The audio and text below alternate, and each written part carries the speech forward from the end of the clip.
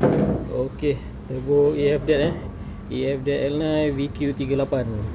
Ni dah siap restore. Dah siap restore luaran. Mana-mana customer yang beli turbo dengan Along akan buat macam ni.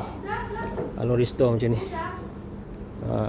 Gasket semua baru Gasket semua Along custom baru. Berminat nak cari turbo EF, AV, L7, L9, JVDET, JVJL, boleh cari Along.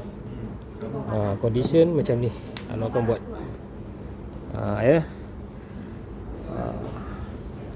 Mana-mana yang tak follow lagi Along tu, follow lah dekat page Along Autopart Okay. Ni customer dah booking. Tinggal nak post saja. Mana-mana yang nak cek turbo, boleh cek Along Along akan buat macam ni. Condition cemerlang lah, bebas leaking. Okay. Mana-mana nak cek turbo, cari Along Autopart. Alright. Terima tu.